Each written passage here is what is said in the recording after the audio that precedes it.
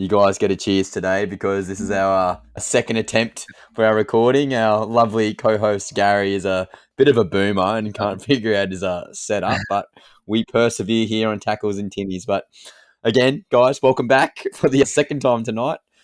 Gary, our lovely co-host, is here, but more importantly, we got our good friend Morgan. Morgan, introduce yourself, Hey my guys, friend. I'm Morgan. I have been mates with Gaz and Ryan for probably 15 to 20 years now. We went to school together, play a bit of footy together, and I think since we met in school, we've been playing footy at lunchtime and living and breathing it. So yeah, excited to be on. First viral Tackles and Tinnies podcast. Yeah. Let's go. We're going big. But I think Morgan's trying to save his reputation because we're always slandering the South Sydney Rabideaus here, Gazzy. So maybe he can redeem himself a little bit here. Amen. Yeah, get a couple back. Morgo, I want to hear your favourite team and I want to hear favourite player of all time and your current favourite player. Yeah. So my favourite team is the Rabideaus. Got a few other teams that I get around, like Bronx. I get pretty excited around the Titans, Warriors, Doggies. Favourite player at the moment is Latrell. I just think he's a big moment player, great ball player, great runner, good kicking game. Can't fault him. He's a bit hot and cold, but yeah, love him. And favourite former player, I think, would be GI and Matty Bowen. I think I'm a little fella myself, so watching Matty Bowen get that intercept in the old Origin game back in the day to win it was mind-blowing. Definitely 100%. opened my eyes to what can be achieved for someone that's under 6 foot tall. And yeah, GI, I think his reputation speaks for itself. Just a big fella, good running game, everything, like the full package. Yeah. If you could clone 17 Greg Inglis and put him in a team, that's probably your ideal squad, I reckon. Yeah, he arguably is one of the best players of all time. And yeah, obviously a few injuries there at the end of his career, but my lord, he's got Clive Churchill's at 5'8" and at fullback, which is insane. So yeah, great choice, Morgan, mate. We've finally got you on the show and we're more than happy to keep this going on. But Gazzy, how are you, brother? What's happening in your life? I'm good. I just want to say, long time coming. So excited that Morgs is on. Cannot wait for this episode. Yeah. We are persevering here with the internet. Can you hear me? Gary just froze. Hello? Yeah, we can hear you, bro. But the video's lagging. Oh, okay. No one needs to see this. Yeah, it's been good. You're on. Are we on? Yeah, mate. How's your week been? Good. It's been a big weekend, and then back to footy. Had a game last night. We were all part of the Tari Ferraris. Didn't get the cookies last night, but we've been doing pretty good. Bit of a form slump. Maybe we need to get a bit of tips from the listeners, I reckon. So I think we could have a full podcast on how shit we were last night, Gary.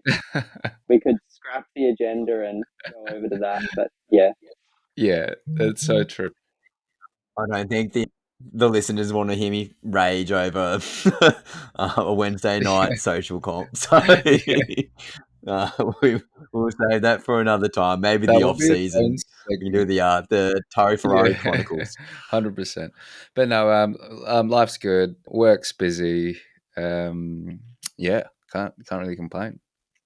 Yeah. Well, Gazzy, you looked after me the other day on my shoulder, and I'm telling you what, I'm pretty sore today, but I've been a good boy. As you said, don't be going for your max on your bench press, but I went 10% less, so you'd be proud of me, Gaz. Super. Talking about injuries, mate, let's go straight into Physio Corner. What's happening this week? So this week, a fair bit. We'll start off with the Seagulls, but the coach, Anthony Seibold, he says that Jakey Turbo, he's going to be given the all clear, which is great because it's been his second concussion within a month, but he's reportedly been feeling a lot better. The hooker, Lachlan Croker, he's back after knee surgery as well, so it's his first game since last year's semi-finals. And then over to the Sharks, winger Hiroti, he returns from an MCL injury. And then Roosters back rower Nat Butcher, he's back after a niggling knee. Tough break for the Dragons. Youngster Dylan Egan, he's out for the season with a torn ACL. And then Coach Shane Flanagan says that the club's going to rally around him during this process. The New South Wales Blues, you can breathe a sigh of relief because Payne Haas, he's only copped a minor quad strain and he's likely good to go for Origin 1. But a quick look at the casualty ward, check in to the Broncos. We've got Silwan Cobbo, he's cleared of a wrist fracture. Paddy Carrigan, he's all been stitched up, the bung Great lip. news. And then over to the Dolphins, Tommy Gilbert, I think we talked about him last episode, but he's out for 12 weeks, and it's that pec surgery. He's had it already, but they're thinking about 12 weeks. Cowboys, we got Tulagi, his calf, just a minor strain. He's going to miss 2 weeks. And then to the Bulldogs, Jacob Carraz, he's also a calf injury. He's 4 to 6 weeks. Knights, Bradman Best and Saifidi, both of them about 3 to 4 weeks with niggling injuries. And then Greg Marzu, he's aiming for around 14 return. To the Sharks, Stone Street, he's just had ankle surgery, so he'll be out for about 6 to 8 weeks. And then Nafahu White from the Roosters, he's out for about 3 to 4 weeks. Sam Walker's been seen back at full training, so that's great after his ACL tear. Yep. Raiders, Matty Nicholson, he's out for about 12 weeks after his ankle surgery. And then lastly to the Eels, Bailey Simonson, he's avoiding surgery, but he's targeting to return between round 16 and 18. But that's our injury news and wrap for round 12. Yeah. Thanks, Gazzy. I think, again, we like to take the piss here on tackles and tinnies that physio corner turns into hamstring corner. And I think one of those guys we need to sort of talk about, because you've said multiple times about reoccurrences, is Bradman Best. So he's had 6 hamstring strains in the past year. Gaz, if you're the physio or you're the trainer for the Knights, what would you be doing for Bradman Best? He's always getting those reoccurring hamstring strains. What would you say? Well, funnily enough, very similar to like Tommy Turbo. Tommy Turbo, he cops a fair bit of smack from us, but what can I say? It's not like he can just say like, toughen up, princess, you know what I mean? I think he needs probably a really good rehab program and maybe sending him over. I think Tommy Turbo went over to America, same one as Tino, but going overseas and then maybe seeing like a strength and conditioning coach or like a notable one and doing some proper rehab. Hello? Anybody there? Yeah. It is concerning because I swear, like these bigger boys, Gazzy, we can hear you, brother. Hello, we can hear you. Those bigger boys are always seeming to do the hamstrings, like those big wingers, big centers. All right, tackles and tinnies listeners, it will sound slightly disjointed, but you can blame Gary 2 weeks in a row now. It's a potato.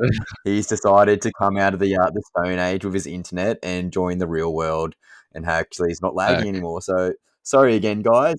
Hopefully we're on the highway back to greatness. But Gary, we just talked about Bradman Best or Bradman Worst, depending on how his hamstrings are going.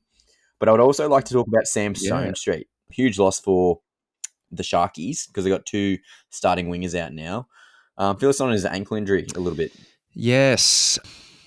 With his ankle injury, it's most likely a syndesmosis. I'm not 100% sure.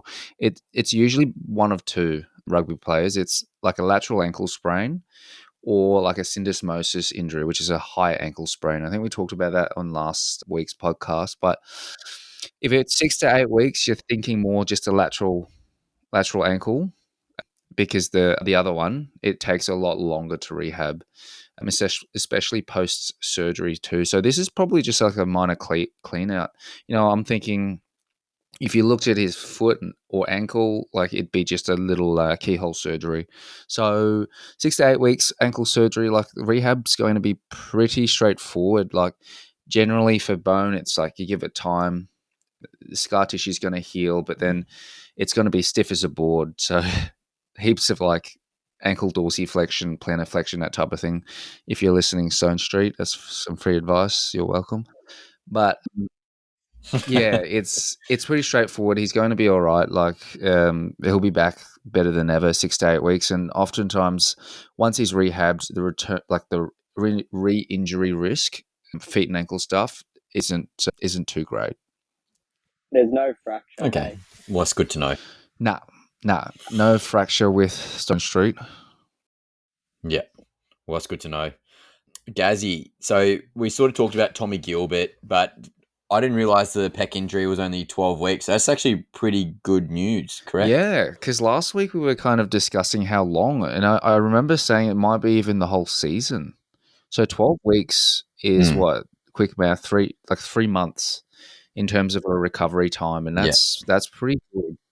Pretty much like round 25. Yep. Ish. Kind of end of season.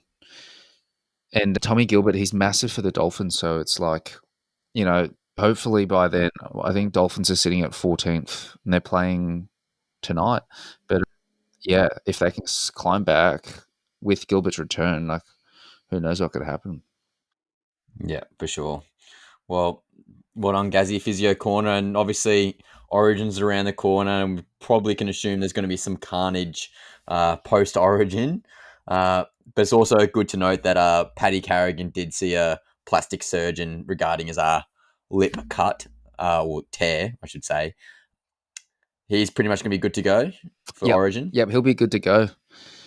And if he does have a girlfriend, his girlfriend will be loving him even more now. He doesn't need any more brownie points, mate. He's a good-looking rooster, that's for sure. So, boys, I reckon we just go straight into the news around the ground. So, this one's been circulating in recent times, but Kalyn Ponga's exit is rocking the Knights in particular in potentially end of this year. So, there's contract concerns. The Newcastle Knights are reportedly worried about superstar Kalyn Ponga, who could seek an early release from his contract, which currently runs to the end of 2027.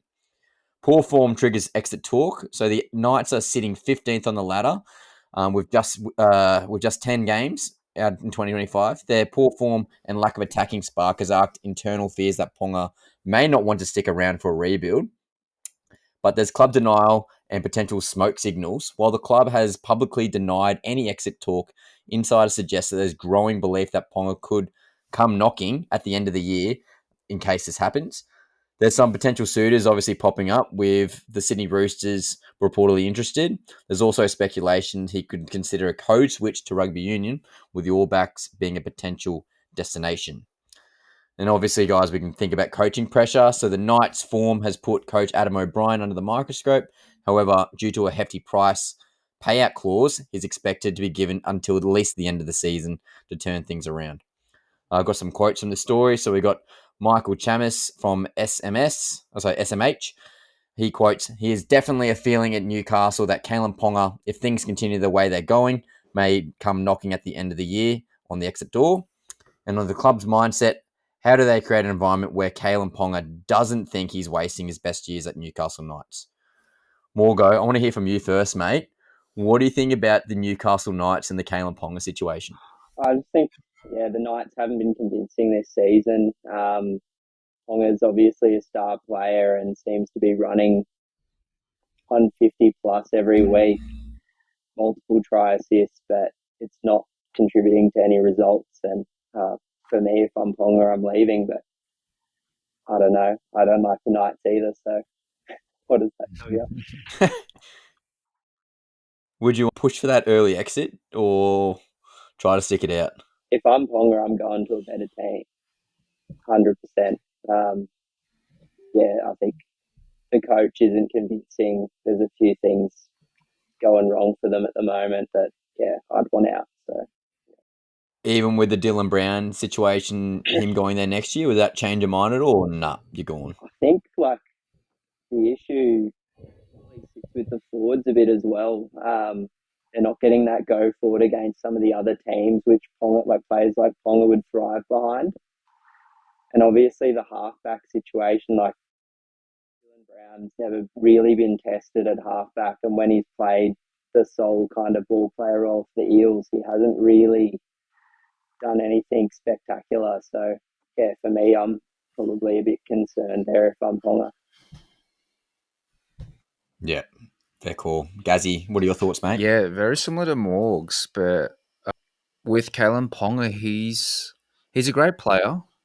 And I feel like at the Knights, his role is too much ball playing. When he's like, you look back a couple of years, and when he was at his prime, he was ball running.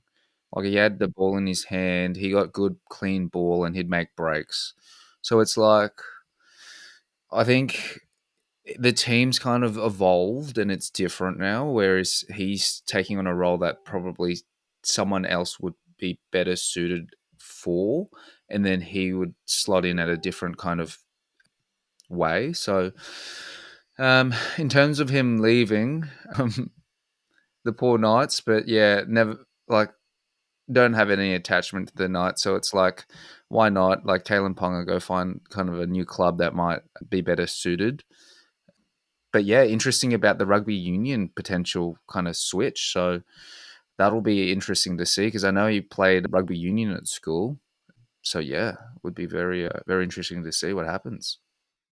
Yeah, and obviously Mal Meninga was pretty disappointed when he didn't want to play for the Australian team, and that's where these sort of murmurs are coming from because obviously he's keeping his he loves Queensland, he loves playing for Queensland, but he definitely has that New Zealand heritage. And at the start of the year, he played for the Mouldy All Stars, so that's point proven that he still has that infinity for them. I think you boys sort of nailed it in the head, and Gaz, I reiterate sort of what you're saying, but Ponga's playing halfback in the 30-metre zone in the attacking zone, where he needs someone setting him up then to create that 3-on-2 or burn that guy on the outside himself. Yeah, they're just doing a bit of a turnstile in terms of their halfback 5'8" situation. Fletcher Sharp's obviously a bit of a revelation, but let's be true, boys. He's a fullback. He's a bloody Gold Coast Titan situation all over again, in my opinion. But yeah, Dylan Brown, very similar player to Ponga. Like, I think Dylan Brown's almost a hybrid 5'8", plays more like a fullback as well. So they've literally got Gold Coast Titans 2024 written all over again. It's literally Brimson, JC, Keeney next year for the Knights. That's how I'm literally seeing it, where Ponga and JC are that sort of forced halfback sort of role, which sort of mitigates their running game. And that's where the Knights are really struggling. But so, yeah, I agree, Morgs. I'm 100%. If I'm Ponga, I'm gone. If a place like the Roosters, who have got, again, good forward pack, they've always had a good forward pack, got James Tedesco at the back. Where do you put Ponga? Could you put him at 5'8"? I don't know if he wants to be in the front line again, but that's a tricky one, obviously. You've obviously got the rugby union with the World Cup coming up in a couple of years. That's a huge draw card for a lot of league players, especially with New Zealand heritage. So, yeah, definitely one to watch. And it's definitely, I think if Queensland, him going back into Queensland camp is probably the best thing for him. I think it was just a bit over the whole situation at Newcastle. And I think if he gets into sort of a winning culture with all these winning players, I think it's sort of going to rejuvenate him. So maybe I might have to hold him in Supercoach, but we'll see. Could be a target. The next news story. So, it could be a target for the Bears as well. True. Very true. He's got Could some be a links Bears to draw Perth. card. You might have to fact check me on that one, but I'm pretty sure he lived over there for a little while too. So another option. Great shout. Didn't know that. Yep, love that, Morgs. Well done. I'm thinking this one too, boys. So we got Moses and Cleary embracing the news half combination, and they're quoting, "Egos won't get in the way." So obviously for New South Wales, for the first time, Mitchell Moses and Nathan Cleary will partner in the halves for the New South Wales Blues in the 2025 State of Origin opener next week on Wednesday. So obviously a bit of role clarity coming to hand here. So Moses will wear the number 6 and play 5'8", while Cleary will retain the number 7, will act as the dominant playmaker. Moses says he's excited to roam and pick his moments, embracing the shift from his usual halfback role. They've been quoting via radio that egos won't come in the way, and they'll embrace the importance of complementing each other's game. And obviously, we had selection drivers of New South Wales because of Jerome Luai being the incumbent 5'8", along with Moses being the incumbent halfback. Laurie Daly obviously had a bit of a headache situation there, picking between Moses and Luai. Obviously, you got that Luai Cleary connection, which we'll talk about shortly. And it's pretty hard not to leave Cleary out. But some key quotes here. Mitchell Moses, he's the 7. That excites me a fair bit, and I am keen to pick my opportunities. Where Nathan Cleary is quoted, it's about complementing each other's game and making sure we're bringing the best out of each other. Egos won't get in the way. And New South Wales coach Laurie Daly is quoted, it was a tough call, but Moses has been superb since returning from his injury. His kicking game is elite. Dazzy, thoughts on the whole New South Wales halves combination dilemma? Yeah, I wouldn't say it's a great problem to have for New South Wales because they're both such great players. A little bit of a contrast to last year where, Luai was picked as 5'8", and then Moses slotted in for Cleary. So I think it's going to be great for, I hate to say it, but it's going to be great for New South Wales. Yeah, it's a good problem to have. And Cleary they're both such great ball players. So, far out, they're going to be tough. It's going to be tough. But yeah, Mitchell Moses, he brings a great passing game, kicking game, same as Cleary. So a lot of overlap there, but both amazing players. They can both run real quick, speedy, and I'm sure they can put any player through a gap. Like the forwards, the centers, it's going to be it's going to be interesting. It's going to be good. Yeah. What are your thoughts, Morgo? I think it's a great call. I think when you watch Penrith games over the last few years, probably less so this year, Cleary's really dominated on that left edge. Whereas at the Eels, Moses runs things on the right. So I can just see it working out really well for them. Moses has an awesome running game, as does Cleary, but I think Moses will jump into that 6 role pretty seamlessly and have an impact. Yeah, I 100% agree. I think Moses' running game is so underrated because obviously he does so much of the ball playing and controlling of the ruck, but it's going to be, not great because I'm a Queensland supporter, and as you two boys are as well.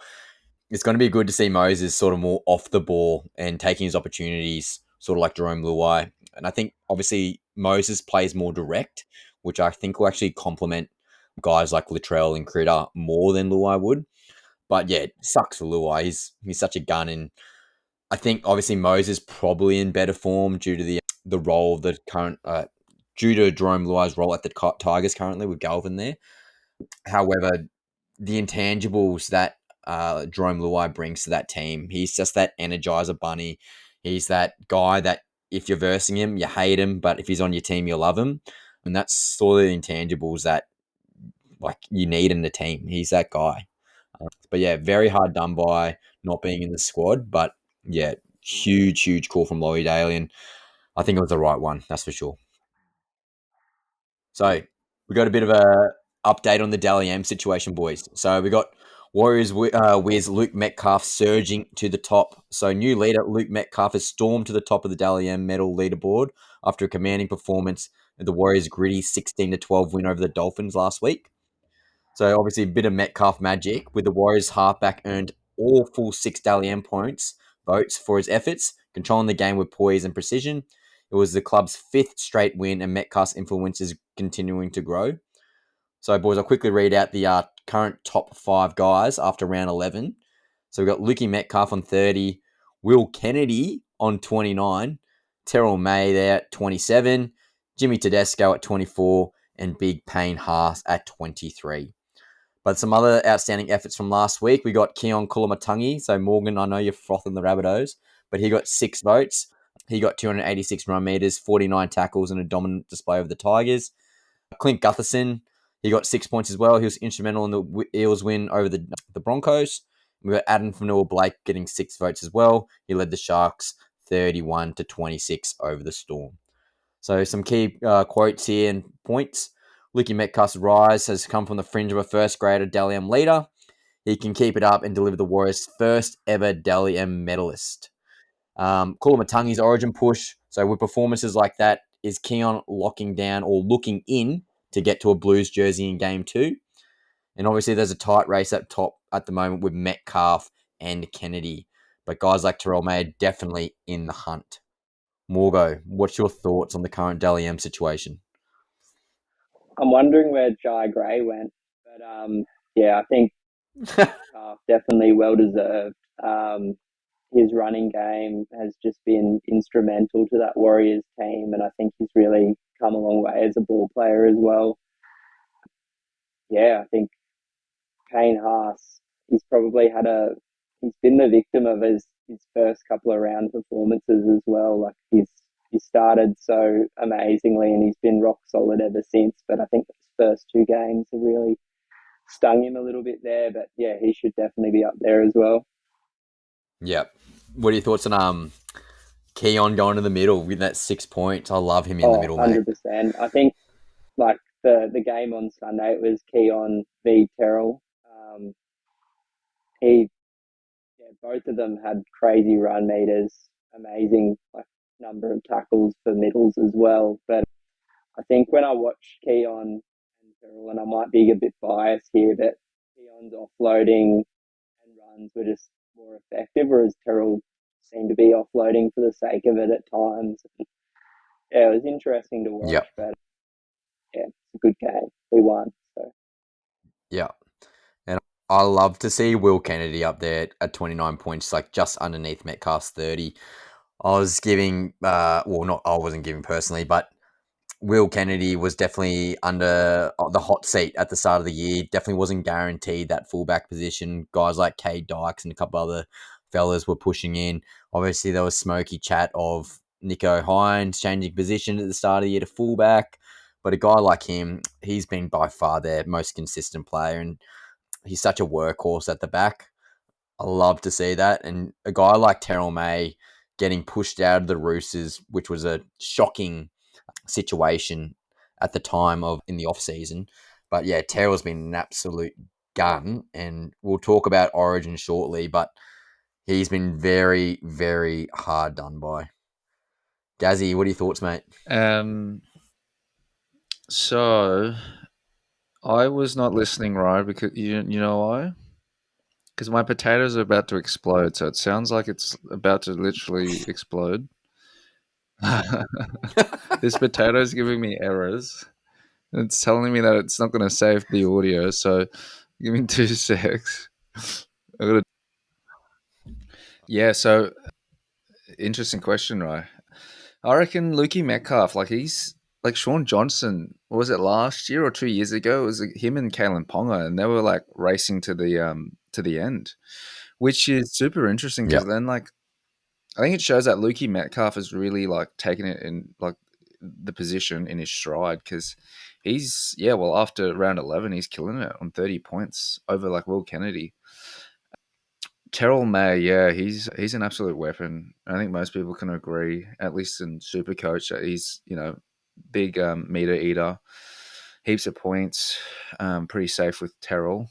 Yeah, I'm sure you'll cover it over like in the Origin, but I feel like James Tedesco has been a little bit hard done by with like the Dylan Edwards versus fullback thing, but yeah. Overall, I think top five with Payne Haas at fifth. It's looking like a really good race to the end. Yeah.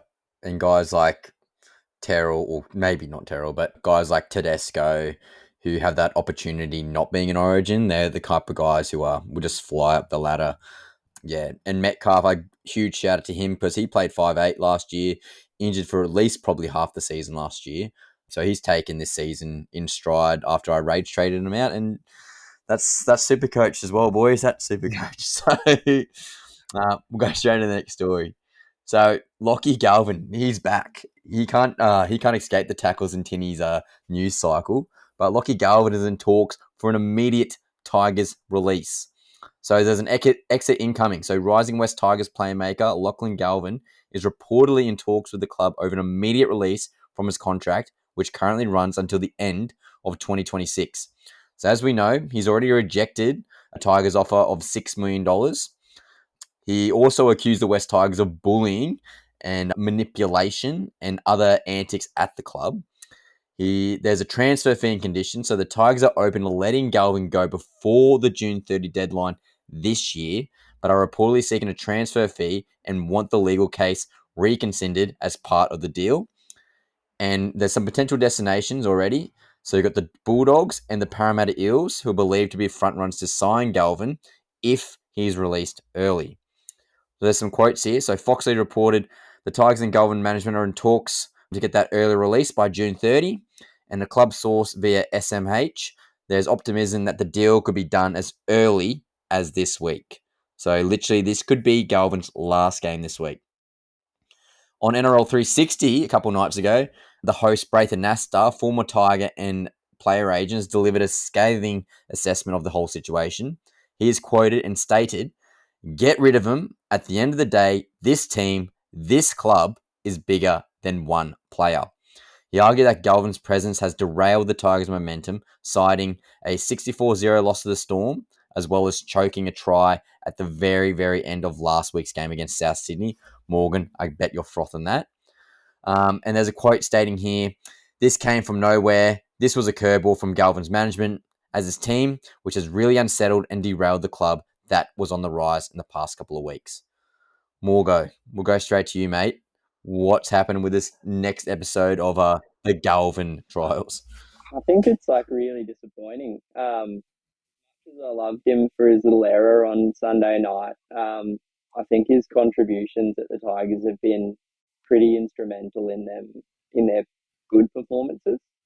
I think when he's on, the Tigers are on, and when he's quiet, we see results like we've seen the last couple of weeks. I think certainly last season as well, like we noticed him a lot more. But yeah, I would agree that since the reports, he's been a bit quiet and hasn't been as productive with the ball in hand as he has otherwise. But yeah, I think it's a shame he's leaving the Tigers. They definitely need a good six, and if he was to go, I think if we're looking at Bulldogs and Eels, I'd say 100% Eels with Dylan Brown leaving could definitely benefit from a six. So. What are your thoughts, though, this year? You got Brown and Moses there. Would you chuck them on the interchange? Would you try to play him somewhere else? What would your play be for Galvin this year? I've heard rumours about him potentially playing lock, which is a decent shout. He's like a pretty big frame for a six as well. So, yeah, I don't mind him playing in that team, and I think Eels could use some skill out there as well. So, yeah, don't mind it. Yep. Good shout. Gazzy, thoughts? Yeah, I think the question is he worth it? I personally think no, like he's a great player, but like I personally think he's probably overrated. Lachie Galvin, like it just depends on how much. It sounds like he wants like a really high contract. Like he's what is he 19, 20? Like he's young, and he's wanting everything type of thing. So it's like he's young, so you can get a couple of years out of him, but it's like, is he worth it? And like, will a club benefit? And like, is there value to that club? Because once he's there, they're going to sign him for a couple of years at least. Then you're stuck with, well, you're not stuck, but him and the team, like, will he gel in that team? Or is it just going to be another like West Tigers kind of thing? He wants an immediate release, etc., etc.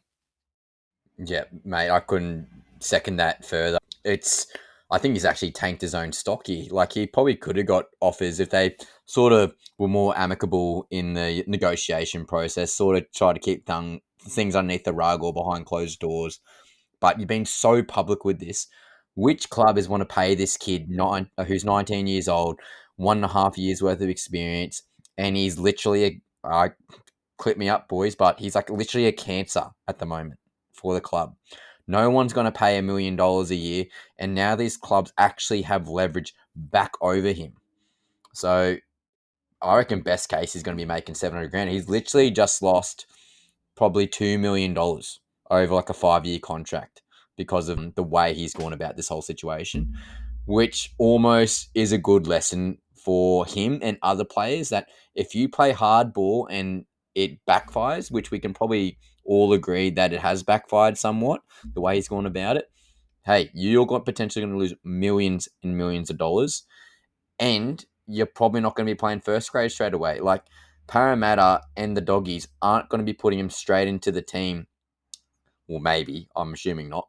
But he'll probably be playing reserve grade for at least a couple of weeks to earn his stripes and get the boys on side.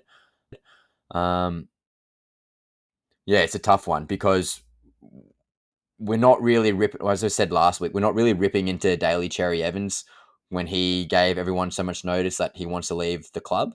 But we have to Galvin. But I think it's the way Cherry went about it comparatively to Galvin. Cherry was very open and honest and still wants to do the best for the club for the year. Galvin's just literally torched it. He's like, I'm going to be throwing Molotov cocktails all throughout the locker room. And if the club burns and I'm out of here, I don't care. So, yeah, I agree with Braith Anasta.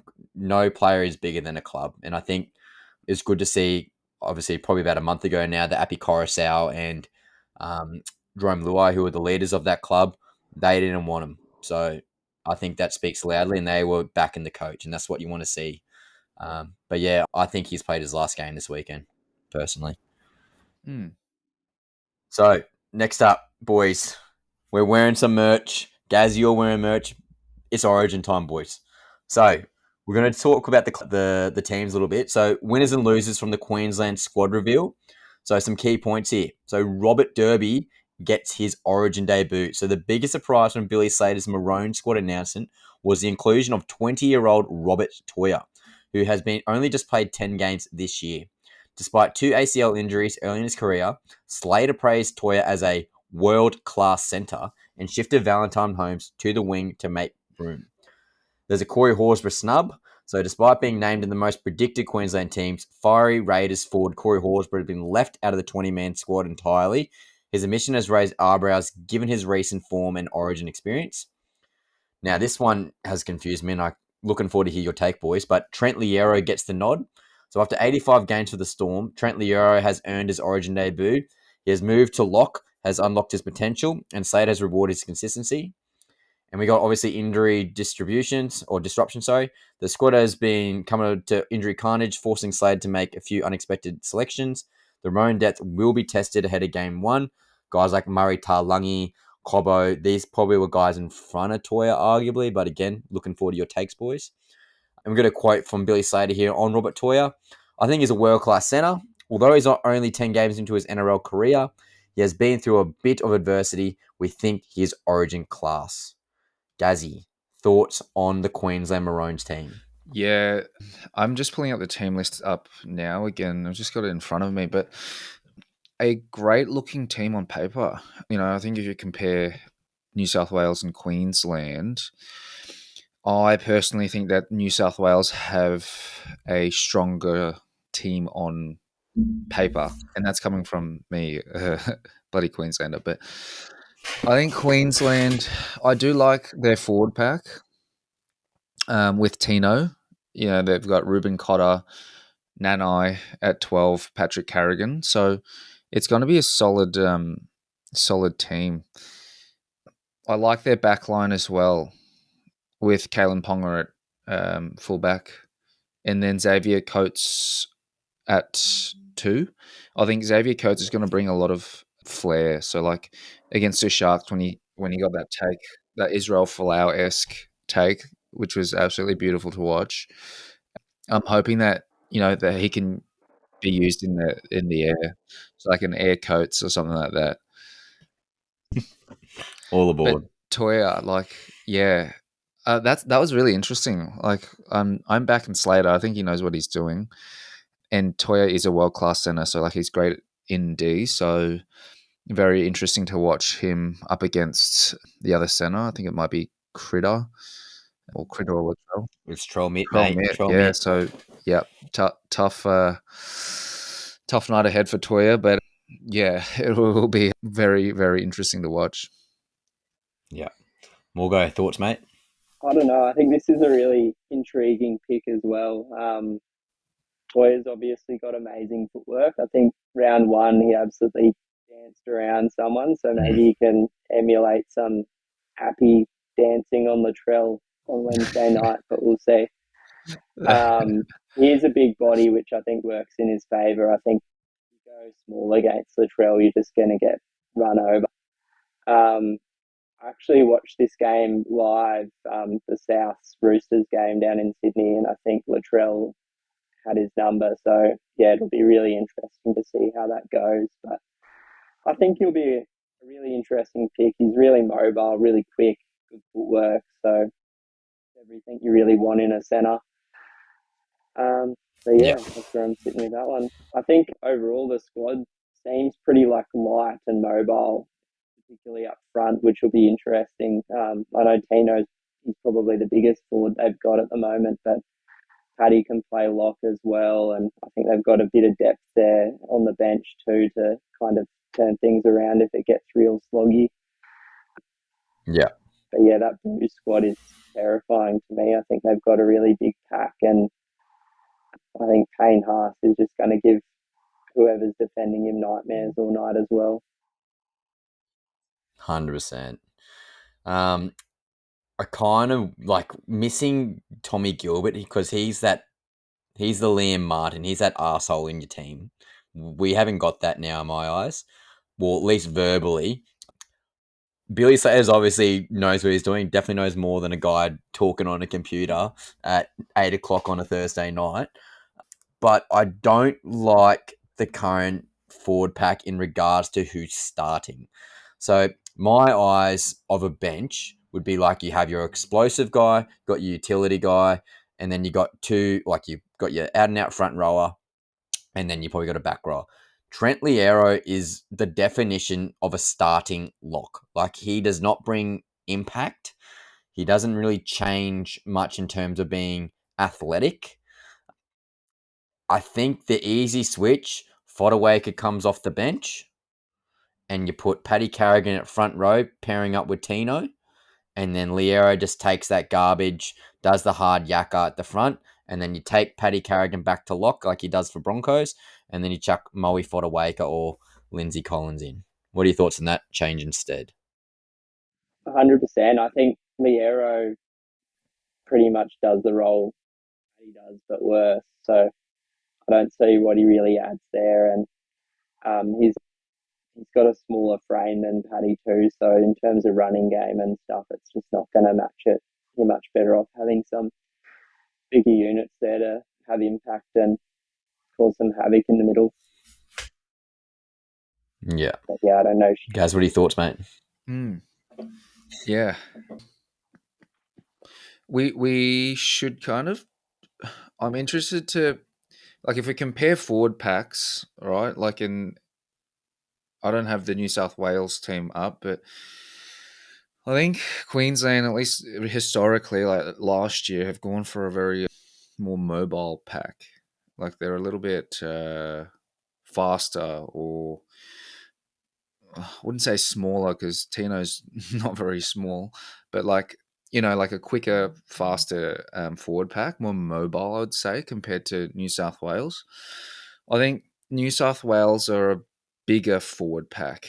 Like if we had to compare like kilograms, maybe, and it'd be an interesting one actually. But New South Wales, in my mind, is like a bigger forward pack.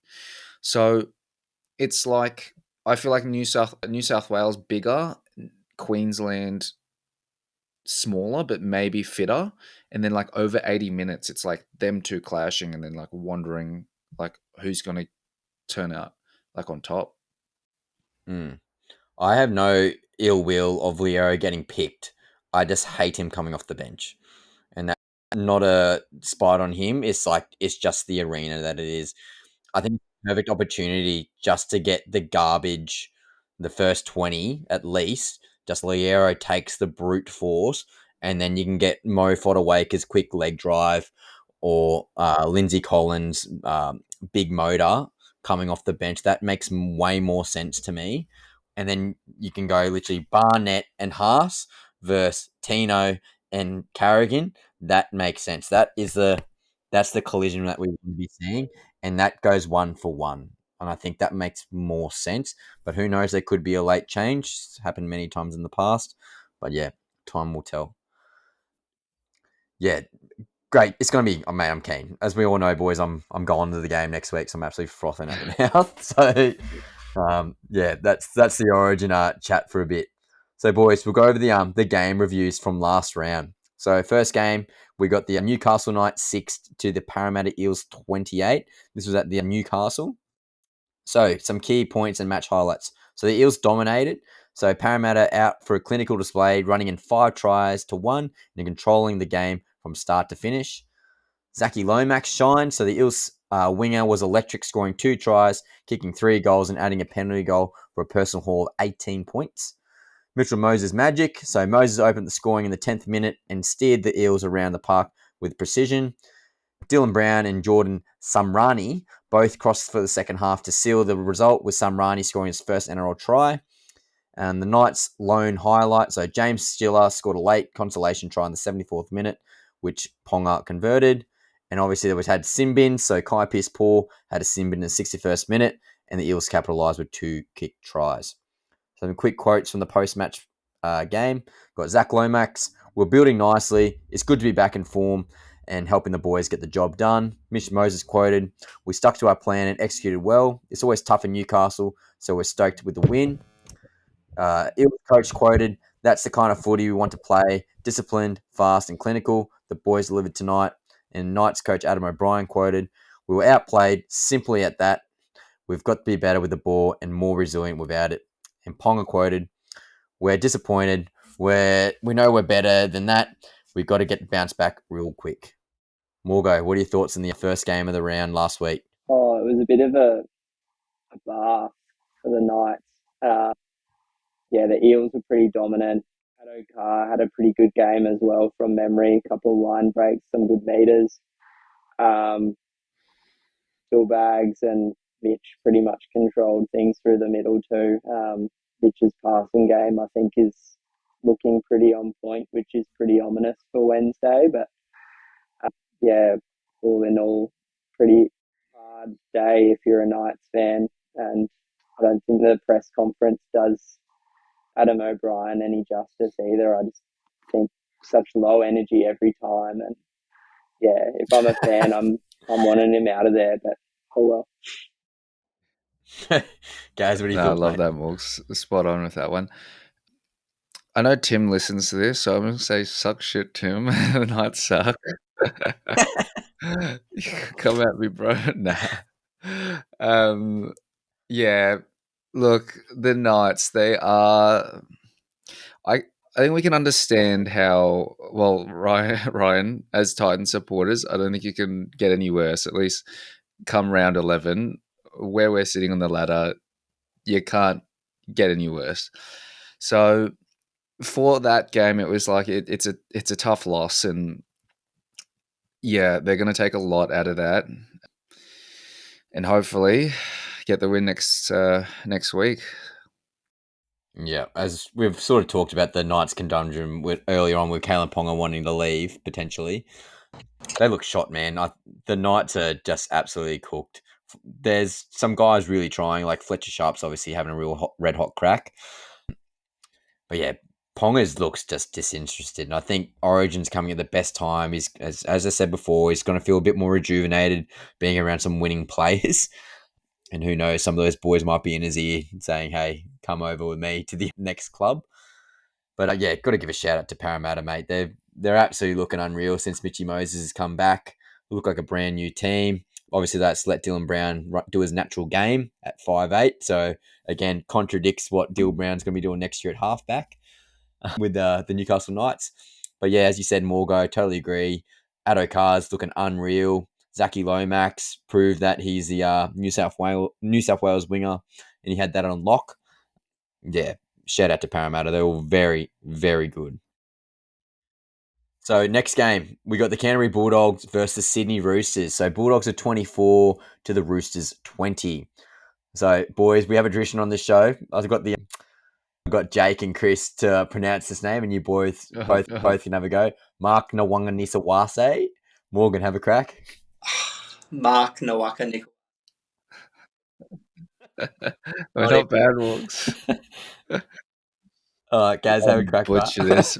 Mark Nawako Nikawase.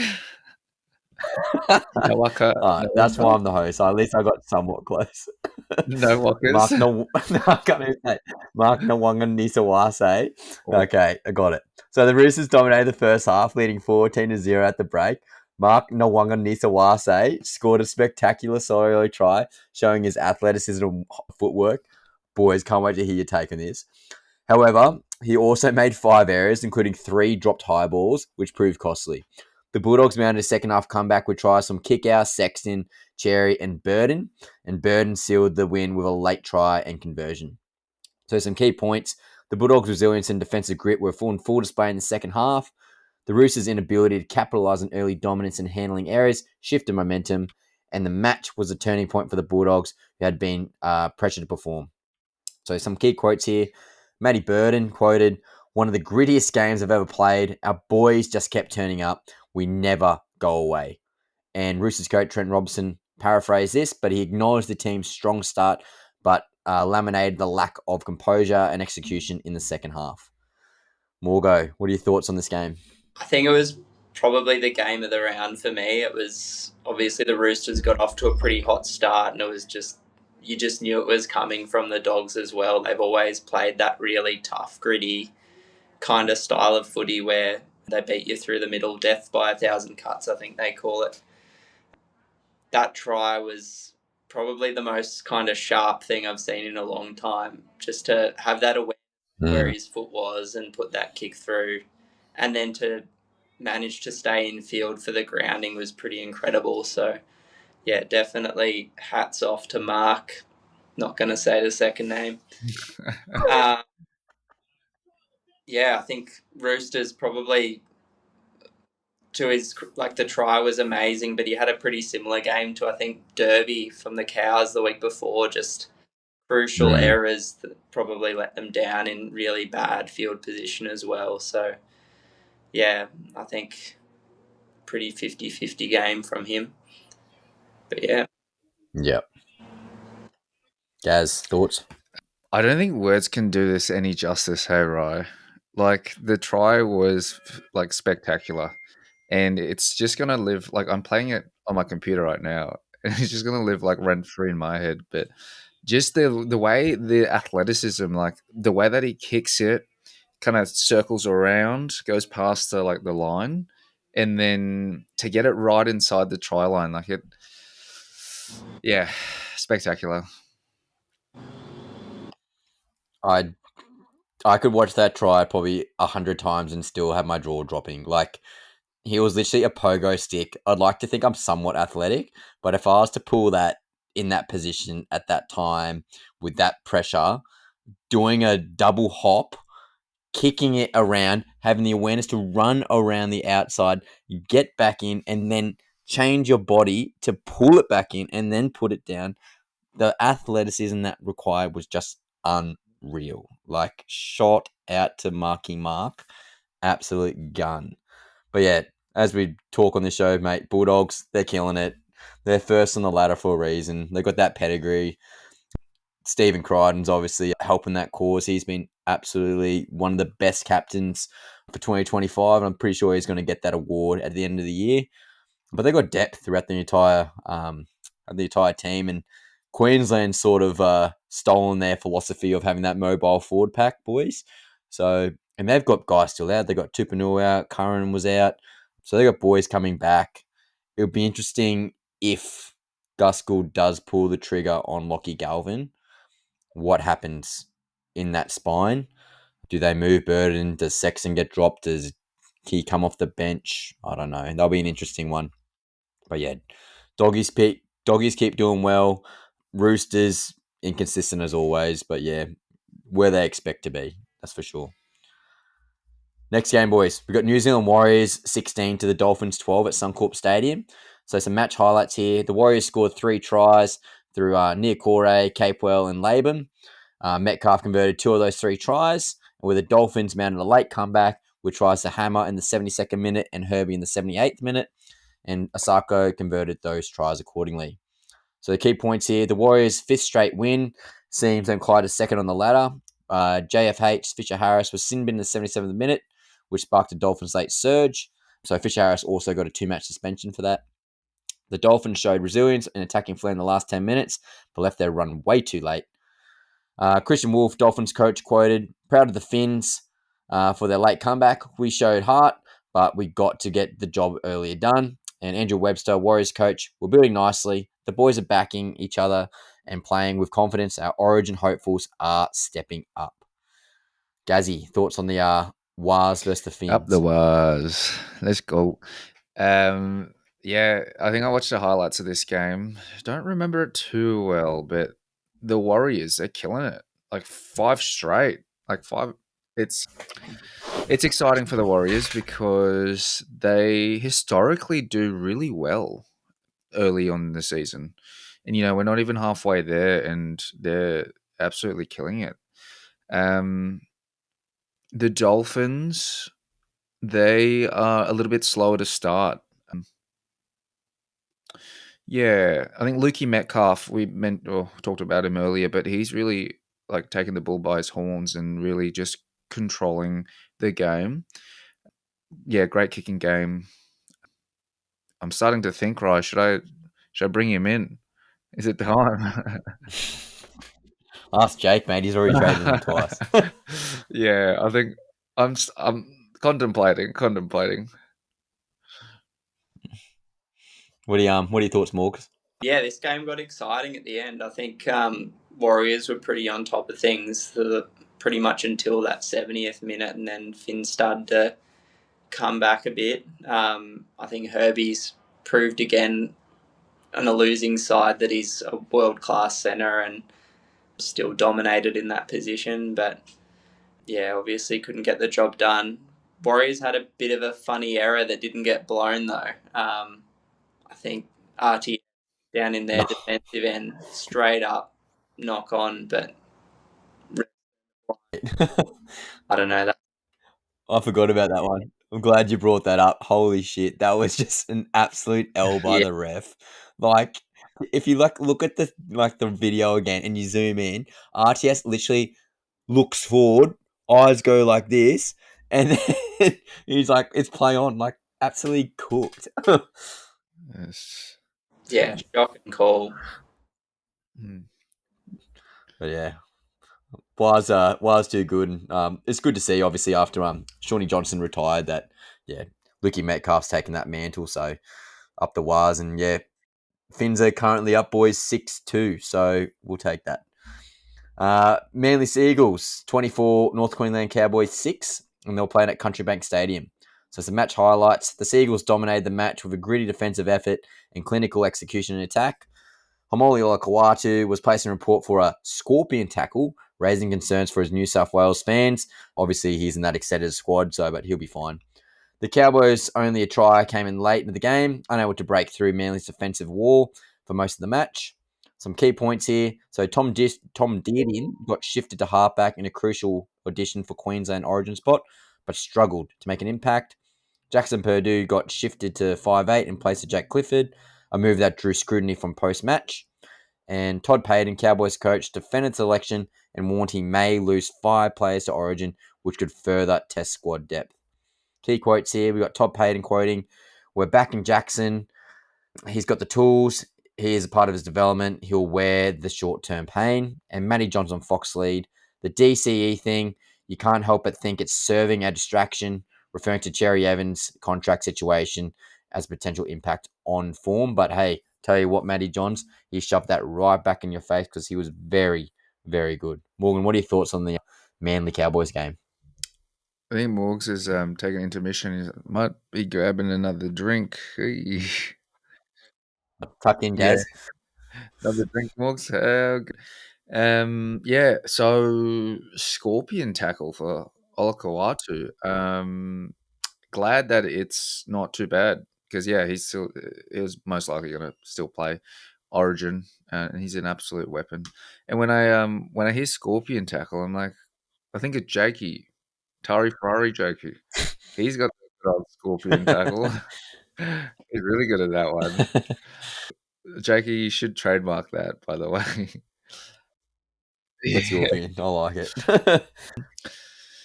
Yeah, I think Seagulls doing pretty well, doing pretty good. Queensland Cowboys up and down. You know, the Cowboys a couple of weeks ago had a really close game against the Panthers.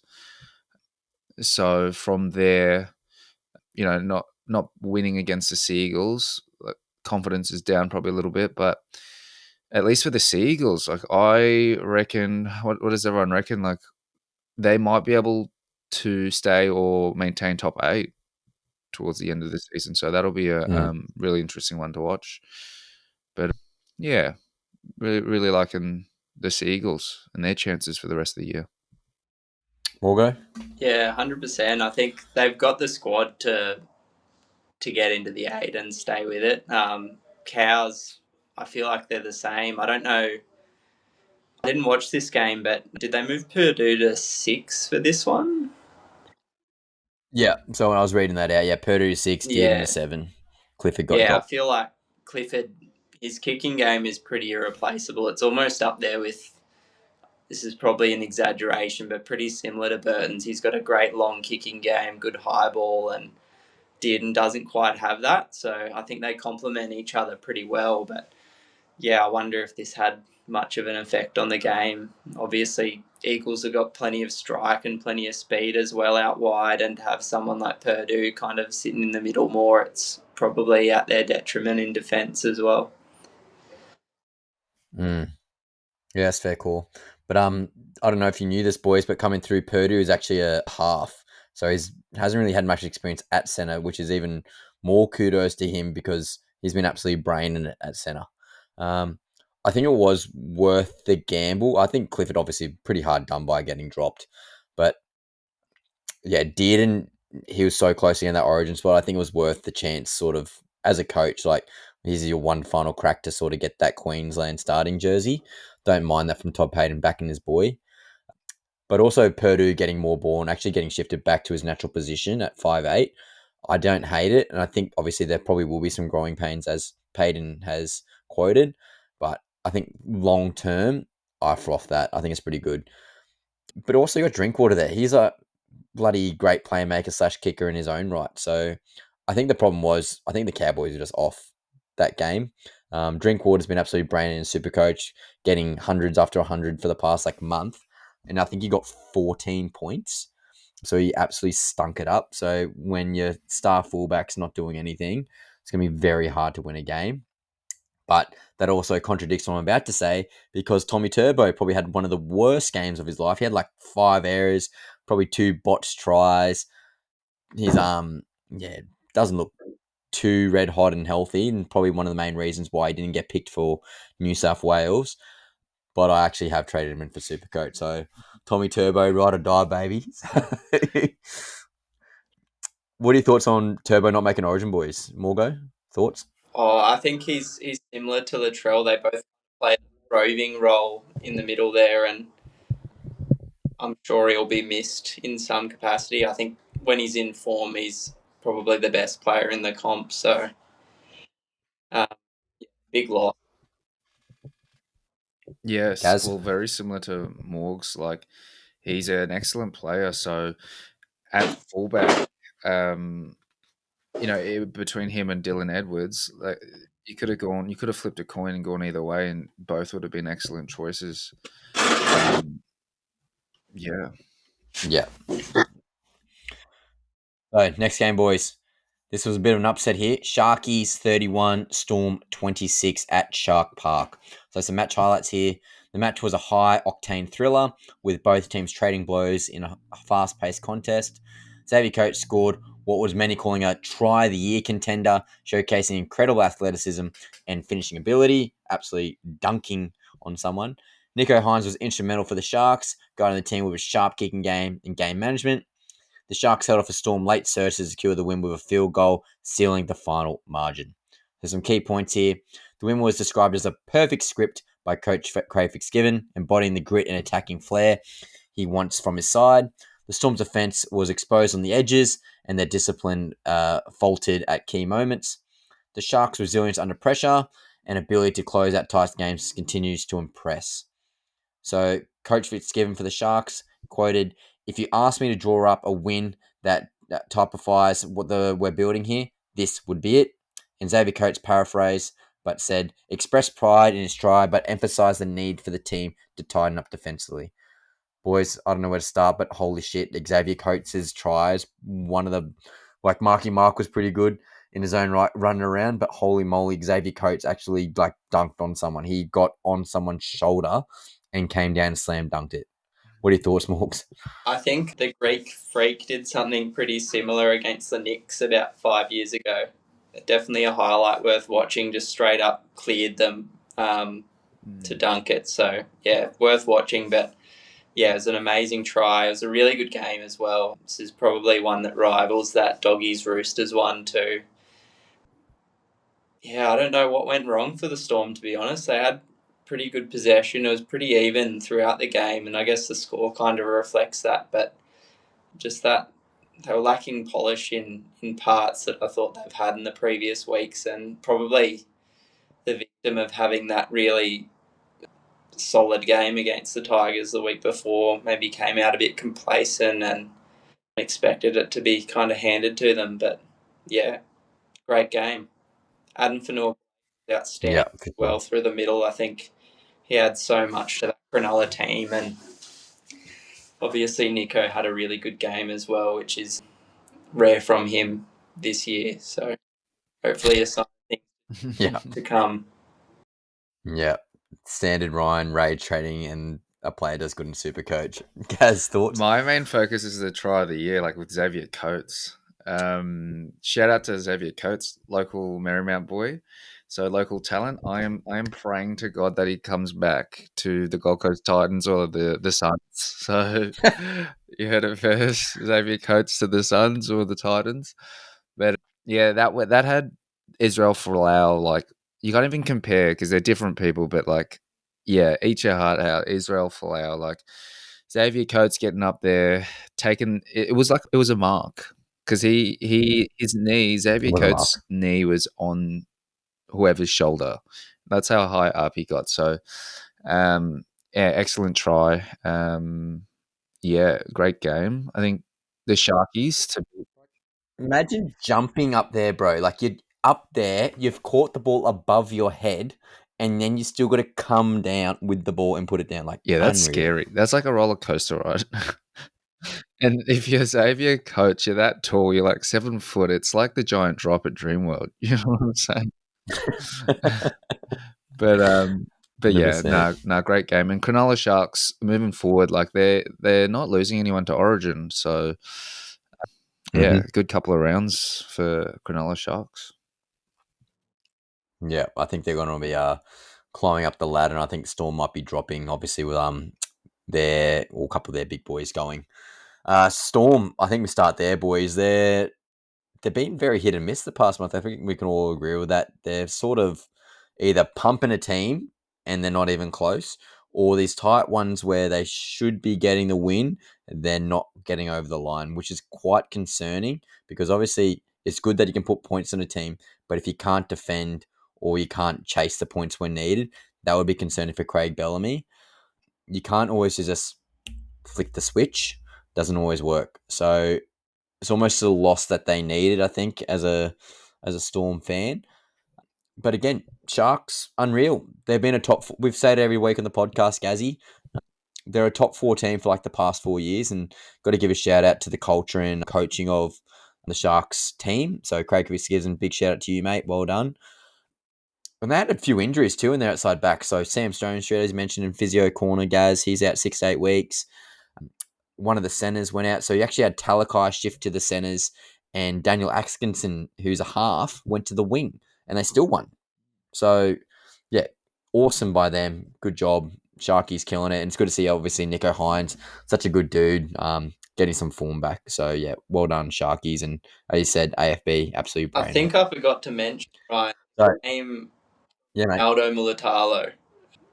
He was he moved over to Xavier's side in the dying minutes, and I think that might have ultimately got them over the line. Obviously, Xavier's such a threat in the air, and Ronaldo's got that extra bit of height on him too. So, yeah, it was awesome to see, and yeah, great to see the passion coming from him too. He's probably one of the most skilled wingers in the comp. So, yeah, his flowers.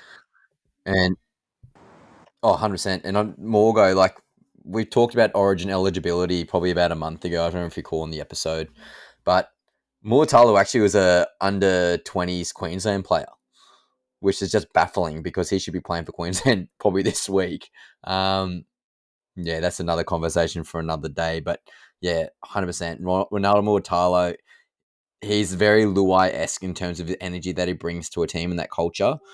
Unreal. He's such a good player. Yeah, great analysis there, mate. Next game, boys. So we got Dragons 30, Broncos 26 at Suncorp Stadium. So some match highlights. The Dragons got off to a blistering start with Lawson scoring the first minute. Lawson set up 2 more tries for Fanu and 3 more line breaks and 142 metres. The Broncos fought back with 2 tries from Ezra Mam and Selwyn Cobbo, but the defence couldn't contain the Dragons' early momentum. The match remained tight until the final whistle, with both teams trading tries in the second half. Some key points here. The Dragons' fast start and attacking combinations proved decisive. We had a standout performer in both attack and defence, and obviously some lapses in defence in the Broncos in the first 20 minutes, which really affected the Broncos long term in that game. Key quotes here. We got Flanagan, paraphrasing here, but praised the team's energy and execution late in the match, calling it the best finish we've had all year. And Coach Matt Maguire, the Broncos coach, paraphrased, but acknowledged the fight back, but said, we can't afford to give away leads like that. Boys, a couple things here. Obviously, there was Ezra Mann's first game back after his suspension. So that was obviously going to be controversial as it was. But I'll tell you what, if Ezra Mam was not there, Broncos would have been shot because he absolutely carried that team. He did a Reece Walsh-esque Tom Brady pass, which led to a try for Shibasaki. But yeah, also carved them up. Really, really good. Great couple tries there. But Dragons, unreal. Like Clint Gutherson, fantastic leadership. The old man still got some speed in those legs, which is good to see. But the passion and leadership that he was showing, fantastic. I thought this Damien Cook's probably best game. He was unreal. But the whole Dragons team, underdogs, and they just put it to the Broncos. So well done, Dragons. What are your thoughts, Morgs? Yeah, I didn't watch this one either. I watched a couple of the replays of Mam's performance. Act, great runner. That pass out to Shibasaki was pretty cool. But yeah, I think I off this one at halftime, and yeah, pretty shocking to see the comeback. So can't speak to the Dragons' performance, unfortunately, but obviously they've got the players there to really up some front runners in this competition as well. So yeah, 100%. Gaz, what are your thoughts, on mate? 10%, so I'm going to go get the Chargers sorted. Easy, mate. Yeah, Let's go. very similar. Like Brisbane Broncos, I love them because they're the team before the Titans, and it sucks to see them not win, but they're missing something. Great that Ezra Mam is back. But yeah, probably a bit more like just lapses, like what you mentioned before, like a lot of lapses in defense. And once you're down, and then it's hard to climb back up. So it's like, yeah, I don't know what they need, but yeah, hoping they can get back up pretty quickly. Yeah, well, Cobbo obviously had that injury, so he's swapping between wing and fullback. Adam Reynolds has been hit and miss. Obviously, Ben Hunt not being there at the moment, that's a bit of a loss. But obviously, Reece Walsh too, he hasn't been there. He's obviously a dynamite X-Factor player. But there's something wrong with the Broncos, and I think, again, Origin's coming at the best time for this team, and hopefully rejuvenate some of those guys. But holy shit, Payne Haas in the last, I think he was on 40 points on Supercoach or something close to, and then he jumped up to 82 points in 3 minutes. Like, he literally almost single-handedly won the game in the last 5 minutes, which was insane. Kudos. Yeah, 100%. Or scary for Queensland. Next game, Gaz. No, I don't want to talk about it, but Canberra Raiders 40, Gold Coast Titans 24 at Raiders Stadium, so G.I. Joe Stadium. So some match highlights. Xavier Savage started with a hat trick, leading to the Raiders to a dominant win. The Raiders bounced back after a disappointing loss in the previous week, showing sharp execution and energy from the outset. The Titans managed to score 24 points, but were outclassed defensively, particularly in the first half. So some key points here. The win was a statement performance for the Raiders, especially for players like Hudson Young, who was pushing for a Origin selection, which he did. And then obviously Corey Horsburgh was very good, but actually missed out. The Titans' defense was again under scrutiny, with Des Hasler reported furious frustration post-match. The results heaps pressure back onto Hasler, despite a comeback a couple of weeks ago. Coachy Des Hasler, his paraphrase here, but he quoted, slammed his team's effort defense, calling it unacceptable and warning that changes could be made if standards don't lift. And Xavier Savage paraphrased this, but quoted, expressed pride in his performance and said that the team is focused on getting back to Raiders footy. Gazzy, what's your thoughts on this game, mate? Oh, goodness. I don't even know if I want to have thoughts on this game, right? It was shocking. It wasn't... The Gold Coast Titans, they're great for 20 minutes, and then they lose focus, or they just stop. And again, on the weekend, it is exactly what happened, like against the Raiders. Just it didn't go the way that the fans would have thought. But like, shout out to the Canberra Raiders. They're doing awesome this season. So I guess in the back of my mind, I knew kind of the result was going to be like this. But when the Titans play, I always have that little inkling of hope. So yeah. I think Tino's always a standout. And he plays with his heart on his sleeve, and then Maui Fotuaika. Well, the two chosen for Origin. It's a little bit disappointing, but I don't know, the boys, they'll play with their heart. They got them next week. So optimistic. Morgs, what are your thoughts on the Raiders Titans? I probably don't share the same optimism you do for the Titans, Gary, unfortunately.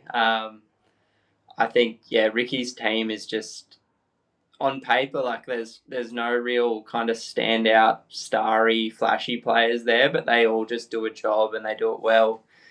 You've obviously got Hudson Young there with his ball play and his offloads in the forward pack as well, which contributes so much to their offence. And I think Savage obviously had a blinder, but Ethan Strange there at 5'8" complements Fogarty so well. He's got such a good running game and lays on a lot of points for that team. Titans' defence is just deplorable. I think they should be relegated. I don't know what's going on, but they are so bad. Sorry, guys. You're not wrong, Wolf. You're not wrong. Played right into Wheelhouse. I think he had a team of 17 weak gutted dogs to play against. Would have loved it.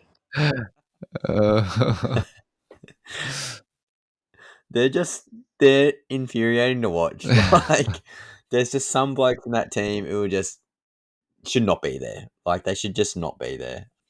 I think the squad balance, now that I keep thinking about it, the squad balance just is not there for the Titans. Like, they're so top heavy in one position, like let's say the fullback 5'8" position, and then they're top heavy in their second row in regards to Tino, Fermor.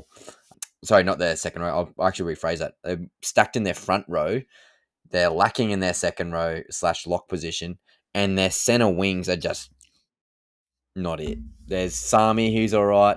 They're just mid. They're all mid. Like, where's our dynamic outside back? Who's our strike weapon? Obviously, our fullbacks are pretty gun, but yeah, I think the squad balance is just not there. And we talked a couple of weeks ago, Gazzy, with Fafita potentially leaving.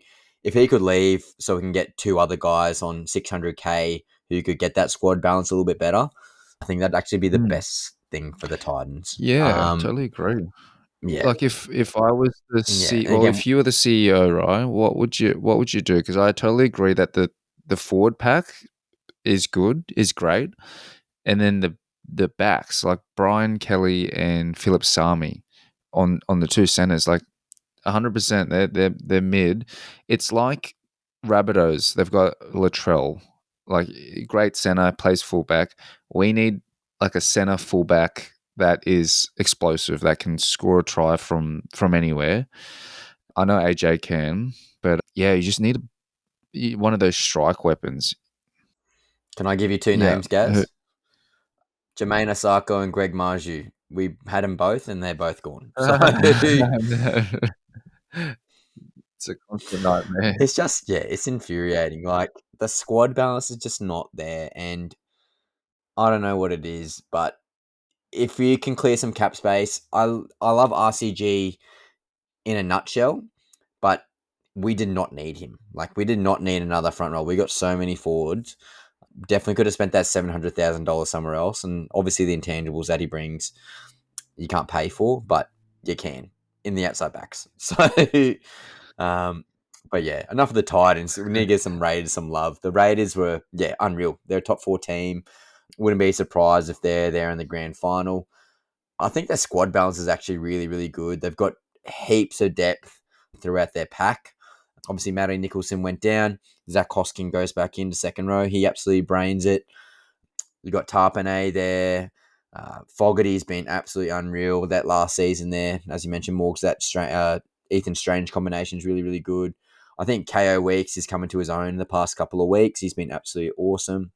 But their wingers, like Savage, athletic beast. Tamale, athletic beast.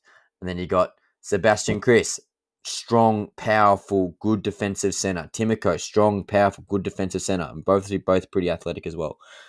That's what we need, and that's what the Titans need. But Raiders have locked that in. They're killing it. Well done to them. I think Tom Starling's been an absolute revelation at hooker this year. He's been awesome. I'd love to see him come to the Titans. I keep bringing back to the Titans because I got a love for him. But shout out to Ricky Stewart and the coaching staff of the Raiders. They're absolutely killing. If you're a Raiders fan, you'd be absolutely laughing this year. So, last game of the round, Morg, and I can't wait to hear your point of view because you're the diehard here. But South Sydney Rabbitohs 22 to the West Tigers 12 at Campbelltown. So some match highlights here. The Rabbitohs took control with a try either side of halftime, pushing the score to 16-12 with 11 minutes left.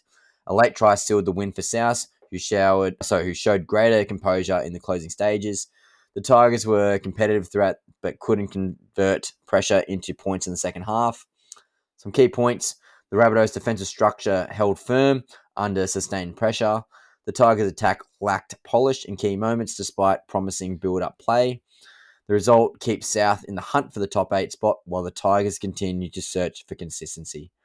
Some key quotes here from Benji Marshall, the Tigers coach, who paraphrased, he acknowledged the effort but said the team needs to muster and be smarter with the ball with more clinical execution. And Latrell Mitchell, Rabbitohs player, paraphrased this, but praised the team's resilience and said they're building momentum at the right time. Morgo, you're the Rabbitohs fan. Let's hear your thoughts. This game was a bit of a grind to watch, to be honest. I think after seeing the Tigers play the week before, I thought 70-0 wasn't outside of the realm of possibility, but wet weather and stuff played a part in this one. Yeah, I think both teams were pretty error-riddled throughout the game. No one could get some good ball. Latrell played pretty solidly throughout. I think when I look at his fullback play this year compared to the same time last year, I don't think he gets to those spots, particularly defensively.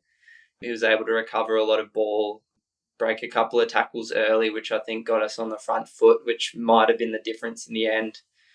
And obviously Keon running for almost 300 metres, good bunch of offloads, plenty of tackles as well, really helped. So, yeah, I think Souths are really onto something with Keon and Jai playing in the middle.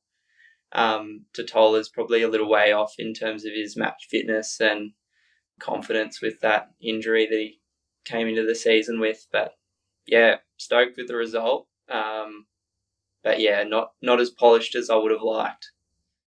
Yeah, very cool. Gaz, thoughts? Yeah, South Sydney, kudos to the Rabbitohs because, yeah, they had a great game. I remember watching this last one and I remember also cheering the Rabbits on. Do have a soft spot for them. Yeah, I agree with Morgs. So, like Latrell in previous years, he looked quite lethargic, or at least trying to get to the ball, he'd be a bit slow. Whereas this year, he's getting to those key spots like a lot quicker, and he's making the effort to get there as well. So it's like a change in his like physical fitness and on also his like mentality to which is great. So yeah, it's good on the Rabbitohs. Yeah. Rabbitohs are finally coming to a little bit of form here, and obviously on the back of Latrell Mitchell's uh, expertise and legendary status, that's for sure. He's after that field goal that he did. I think he's certainly gained some confidence after that. As you said, Morgan, I actually loved that shout with Jai Arrow and Kulmatangi in the middle. I've never rated Jai Arrow on an edge, but those two boys in the middle, really mobile but super strong in contact and good defensively. I think that's definitely going to unlock the team moving forward for sure. And you can have big boys like Totola and Moali coming off the bench and doing a role. But Morgs, I want to hear from you in regards to the Jai Gray situation. I don't know. At times this season, I've thought maybe he is the fullback. But then when they've shared a field, Jai just doesn't attract that same attention from defenders that Latrell does. I think Latrell's way better at creating opportunities for other players, whereas Jai is that kind of all-out ball runner. I think even in the game we just watched, scooting out of half, he makes a lot of opportunities for himself. He's really quick and can get around that A defender really easily. But yeah, in terms of creating opportunities for other players on the team, I don't think he does the job quite as well. I know they've talked about him as a 6, which I can see happening in the next couple of years with Cody Walker obviously aging out and Bud Sullivan on loan. But yeah, I think it remains to be seen. He's obviously an amazing player and I don't want to lose him. But yeah, at the moment, I think we've got our team where we need it. So do you currently like his role, sort of that off the bench, but just plays hooker? I think he still has an impact from there. I don't think you can leave him out, to be honest. He offers that point of difference on the bench as well, and I think we've got Havili that's doing a job at hooker at the moment, but when Mamazolis comes back, Havili will just go back into that kind of middle role, which he plays really well.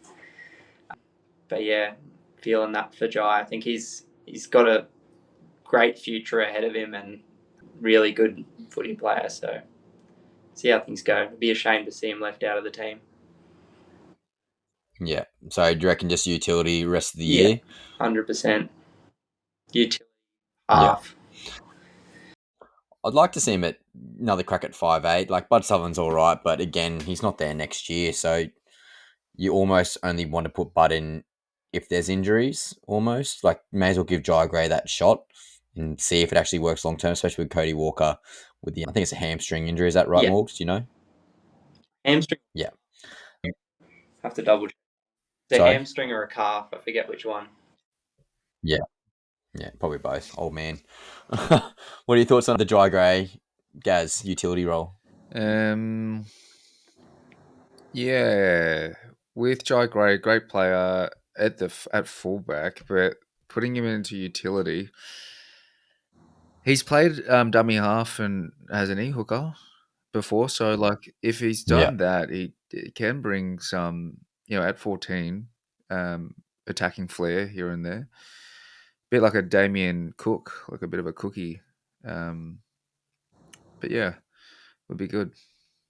Tigers were getting the post-contact meters on him, I noticed. One other thing I picked up on, I think he was trying to defend Terrell May a bit and having a very hard time. Well, a lot of people do. That's why he should have been in Origin. So, if Keon keeps playing the way he is, Morgs, and there's a injury in the New South Wales pack, does Keon just go straight in? I don't know. I think he's probably in the race with Terrell May. I think watching that game, he probably had more of an impact on the result than May did. May obviously ran a lot of meters, made a lot of tackles, but some of his offensive plays, offloads and stuff went a bit awry, whereas Keon's were really well executed. But again, I think Terrell is probably if he's playing bad, Tigers don't do anything in that game. So it's a hard call. Fair. Yeah. And obviously, Olaquatu is still in that conversation as well. So it's a pretty nice luxury to have three guys like that, where I think it'll almost be walk-up starts for some of those boys in the Queensland pack currently. But, oh, well, that's why we're the underdogs, so, and we love it that way. But, boys, that's the round 11 matches done. We're going to go straight into Cap or Fact. So, Morgs, I'll just give you the quick rundown. ChatGPT has given us the predictions for the game. I'm going to read out their analysis, why, and then we're going to go around the room and see if that's cap or fact. So the round 12 currently happening right now, and I believe the Dolphins are up 8-6, but the prediction currently is ChatGPT has predicted the Bulldogs 26 to the Dolphins 16. So their reasoning is the Bulldogs have been dominant at home, boasting a 4-1 record at a core stadium this season. The Dolphins have struggled on the road, losing their last 3 away games. Morgan, cap or fact? Well, you've given me the spoiler, Ryan, so I'm going to say cap. Yeah, Bulldogs are probably missing a couple of players to Origin at the moment. Obviously, King, Crichton are Critter. big outs for them, but yeah, Finns. Yeah, I don't know. I thought they'd be pretty evenly balanced. Be a close one. Gaz, cap or fact? Definitely cap. Fins up. Yeah, cap for that one.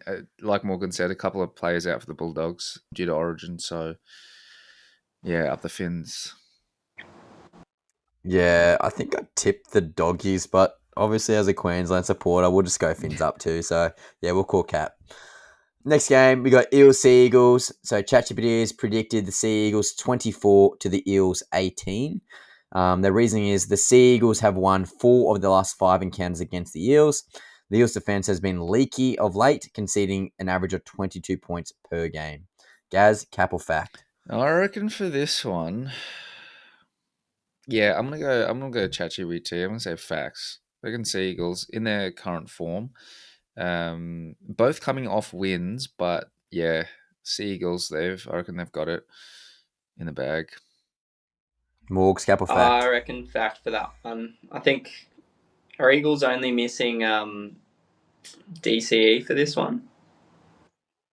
Yeah, I believe so. And Olaquatu got returned back, I They've believe. still got plenty of strike, and I think the Eels have kind of peaked at the wrong time for them. You see a couple of players lost to Origin, so yeah, I think the Eagles maybe win even more. Yeah. I'm gonna say fact as well. Half the reason is I've got Olaquatu, Ruben Garrick, and as of this week, Tommy Turbo in my Supercoach team. So I hope the Seagulls absolutely blitz in and put 80 points on, including a 5-try performance by Tom Turbo. So that's a bit selfish there. Next game, ChatGPT has predicted the Panthers 20 to the Knights 14. Reasons being, despite recent struggles, the Panthers have a strong record against the Knights, winning 6 of the last 7 matches. The Knights have been inconsistent, especially in away games. Morgs, cap or fact? I reckon cap for this one. Panthers are missing a lot of players, and Knights are probably only missing Ponga out of their squad, so be interesting to see how they go. They've switched up with the fullbacks, so yeah, it'll be interesting to see how they go there as well. Yeah, definite cap. Gaz, cap or fact? I'm gonna go against Morgs and say facts. Facts. So yeah, Panthers are gonna win it, and only because the betting odds are in the Panthers' favors. Yeah, Morgs, I think I'm going to side with you, brother. I'm going to say cap. A pretty handy replacement with Fletcher Sharp going straight back to fullback with Gamble and Cogger in the halves. I think it's a bit more balanced of a team. And as you said, Morgs, there's like probably 4 guys of Origin and like 2 late scratchings with Gardner and Papali'i. So yeah, they're really decimated and they'll really be testing their depth. And as Chris likes to say on the Fantasy Files section of this show, Casey McLuhan's is back, so I don't think they'll be scoring many tries that side of the field. So, yeah, I'm going to say cap. Next game, got Roosters Sharks. So, ChatGPT has predicted the Sharks 22 to the Roosters 20. So the Sharks have been impressive on the road, winning their last 3 away games, and the Roosters have shown vulnerabilities in close matches this season. Morgs, cap fact.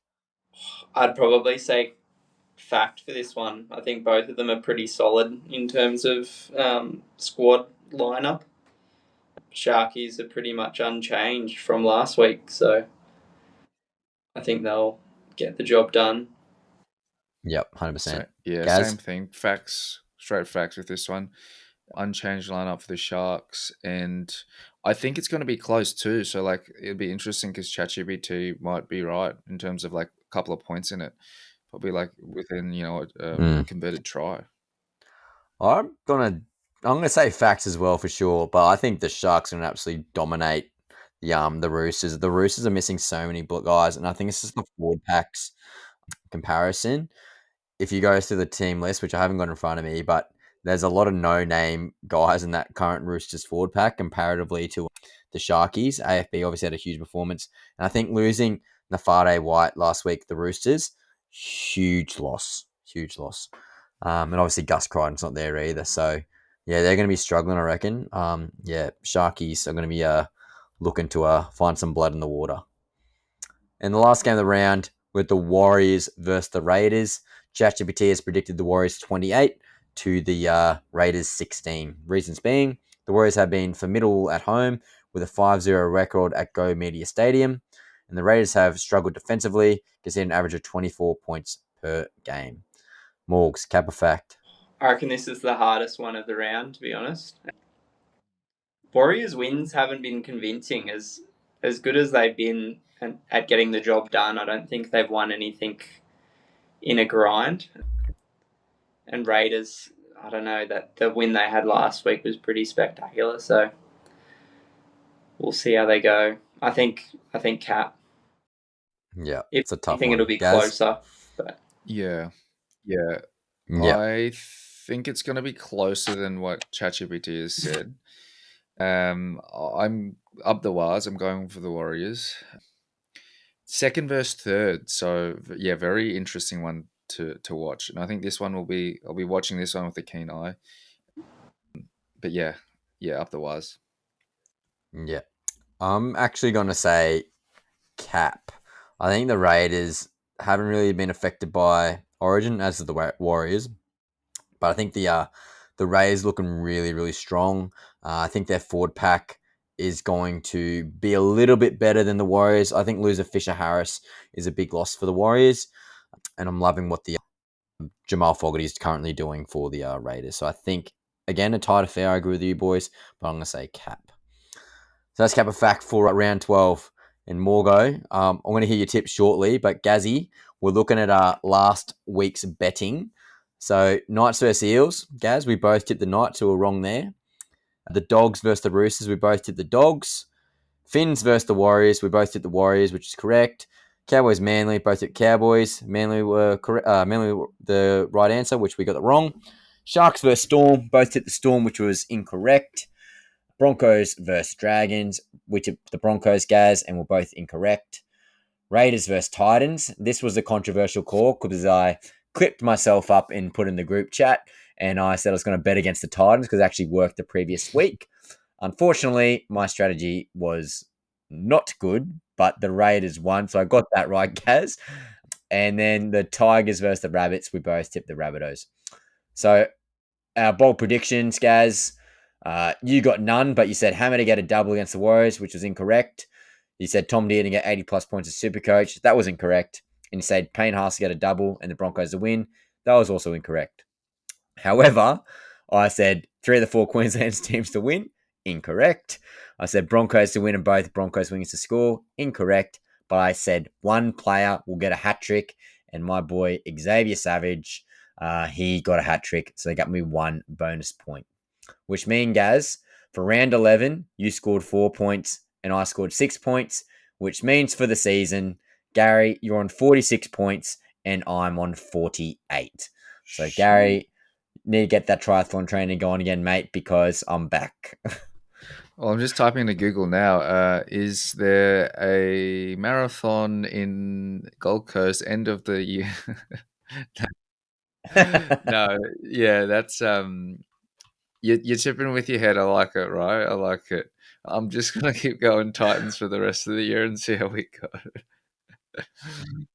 The strategy was not working this week, but something had to change. All right, boys, we got round 12 tips. So, Dogs versus Finns. Gary, who have you got? What did I say before? I think I went to Finn. You went Yeah. Finns up, didn't you? Yeah. Morgs, who you got? I'm not watching the game right now, but I think Finn's up. Finn's Yeah. up. Eels, Manly, Gaz? I went Manly for that one. Yeah, I've also got Manly. But I think I'm. And Morgs, who you got? Oh, I'd love the Eels to win, but I think I'll go Manly. Yeah. Panthers versus Knights. I've got Panthers. Gaz, who you Panthers got? as well. No. Actually, I'm actually going to change. Oh. I'm going to go Knights. Ooh, And Morgs, you got Knights as well? I like that. Roosters versus Sharks. I've got Sharks. Gaz, who you got? Sharks. Sharky. Morgs, who you got? Yep. And the final game of the round, Warriors versus Raiders. I've got Raiders. Gaz, who you got? Was. And Morgs, who you I got? got the Milk Raiders. Milk. All right. Gazzy, I hope you got your bold predictions ready, mate. But my bold predictions for this week, I've gone all in on Manly. I've got Tommy Turbo has got 100 points in Supercoach. Oh. This is a pretty big bold prediction here. I've got Sharks to score 34 points plus on the Roosters. And I've got the Raiders to win with both wingers to score 1 meat pie. Gaz, you get your bold predictions for this week? I'm going to make it up as we go, hey. So I'm going to go... who's a good player? I'm going to go... pick a team, Ryan. Any team. You can go Eels. Eels, not Mitchell Moses because he's not playing. All right, the Eels winger. I reckon Eels winger is going to have a field day. Eels winger to go. Let's go 80 plus on Supercoach. 80 plus Supercoach. Okay, Adokar, 80 plus. I reckon Panthers against the Knights. I'm expecting it to blow out Panthers way, so we're gonna go Panthers margin. 14 plus. 14 plus. Yep. And then last one. Let's go Roosters game. Roosters center, both centers and a winger to score. Ooh. Or either team, Roosters or Sharks. Okay, I like that. All right, boys. So round 12. Or sorry, I should say round 11. We got the Tinnie Awards. So their hit stick award. Remember, guys, it could be a try-saving tackle. It could be an absolute bopper of a hit. But I've decided to give it to Homolio Lakawatu from the Seagulls. He put a brutal defensive display and was placing a report for, again, that scorpion tackle that Jakey's going to trademark after this episode. It was the moment that defined Manly's physical dominance over the Cowboys. So again, Homolio Kawatu, you've earned it, mate. You got the Hit Stick Award for this week. The Hidden Gem Award. So again, that could be a rookie. It could be a non-household name. This is someone that we want to give a bit of recognition to. So Jacob Laban from the Warriors. He scored a crucial try in the 70th minute to help seal the tight win at 16-12 over the Dolphins. Rising name who's delivered in pressure moments. So Laban, Lecky, and Vialga, those three boys for the Warriors, they're going to be household names in the coming years. But yeah, Jacob Laban, he's been absolutely unreal. So this one was hotly contested, but the Not So Supercoach Award. So this is a guy who is highly owned or really high in price and is absolutely under-delivered for the week. Two guys here could easily be getting the award. Scotty Drinkwater, he got 14 points. He now has a break-even of 155 on Supercoach. So he gets the award, but definitely an honourable mention goes to Tommy Turbo. He got 18 points with 119 break-even for this week. So the Supercoach Player of the Round, Appy Korosau from the West Tigers. He got 144 points. Currently, he's got a -6 break-even. He managed to get 60-plus points in base. Morgan, you might want to close your ears, mate, but that ankle breaker on Latrell Mitchell, wowee. That's a highlight reel for the ages. What was your thoughts when you saw that, Morgs? To be honest, I just love an ankle breaker in general. I think when we recorded the pod earlier, Gary, before you locked in, I said Sean Johnson, Benji were my favourite players as well. So, just stoked to see it. But, Shane was my favourite player. Mate, Api Korosau absolutely took angles. If you haven't seen it, like, seriously, do yourself a favour and go watch the John Mitchell ankle break from Api Korosau. It's also worthy to note that Api Korosau played 80 minutes for the first time in a while, so that could be something to watch for super coaches out there. And guys, remember, we're not doing too much Supercoach in this show. We've got a full designated show now called the Fantasy Files. We've got a rolling group of guests with Chris, Adam, Jake, Andy, and a couple other boys who want to jump on. Yeah, we just talk purely Supercoach. Get your buy, sell, your holds, players to watch, some smoky picks, some pod plays. But again, guys, if you want to listen to that and more of your Supercoach stuff, please go to the Fantasy Files. Again, you can watch that Instagram, YouTube, Spotify, Apple Podcasts, again, you name it, we're on it, and that's where you see the Fantasy Files, guys. The next award, we got the bloke who needs a Tinnie Award, and I think Desi Hasler already had a couple of Tinnies this year, but he's getting another one. So after a heavy 40 to 24 loss to the Raiders, Hasler slammed his team's defense and hinted at changes. A tough week for the veteran coach. Desi Hasler, mate, you're gonna have to give the boys a Tinnie, because I tell you what, they're hurting. They're hurting really bad. And it was a hard one, the last one. So the Golden Tinnie, that's our illustrious award. It's our MVP award. It's the best player of the round. You go to the highest Supercoach player, a guy like Api Korosau. But I'm actually going to give it to a guy being Ezra Mam. Very hard week to come back. Obviously, a lot of scrutiny and controversy for him coming back. Obviously, the suspension, you could be on the fence whether or not he should have not been here whole entire year. Could have been longer, but again, Ezra Mam came back at the perfect time with Ben Hunt going down. Yes, the Broncos got the loss, but he was definitely he was their X factor, and he definitely made a huge difference.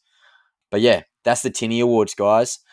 The match to watch, boys. I think we can all agree. It's the Warriors Raiders. Gaz, yeah, thoughts? 100%. Warriors Raiders. Yep, gonna be watching that one. Yeah, can't wait for it. Morgs, you got a different game, or are you the same? Nah, I think the same for that one. Maybe the Sharkies one will be good, but yeah, we'll see. Yeah. So Warriors, Raiders, boys and girls. Last game of the round too. So apparently it might be drier than the current Sydney games that are happening. So that might be the one to watch. But boys, that's Tackles and Tinnies, episode 14. Gaz, we are flying by, mate. Unreal. Morgan, you've been so good. Your analysis has been unreal. Really appreciate you coming on, mate. Definitely got better internet than Gary, so you actually might be taking his position next week. Hey. No, shout out to you, Morgs. It's great having you on. Hey, yeah, new co-host role, Morgs. It's up for grabs. And also, this time next week, we'll be State of Origin would have finished, so lots to chat about then. True. Yeah, a lot to break down next week. But yeah, guys, really appreciate you both coming on. Tackles and Tinnies listeners, but again, this show is community-based. We want to hear from you guys. I've been responding to you guys on social media, so keep that up. If you have any fan questions, even not about footy, just want to have a yarn, have a chat, whoever's on the show, will be Gaz and I, or a special guest like Morgo. If it's fantasy related, obviously chuck it on the Fantasy Files as well. But again, community-driven podcast. We want to hear from you guys. Chuck it in the comments on Instagram, or it can be on YouTube, or you can even chuck it on the Apple Podcasts, Spotify comments as well. Again, guys, we want to hear questions. We want to hear any suggestions for the show. Just general thoughts or just a general chit chat. Again, guys, love to hear from you. But that's episode 14. State of Origins next week. Fantasy Files will be back on Tuesday, just in time for Origin. And boys, any last comments, Gaz? Up the road.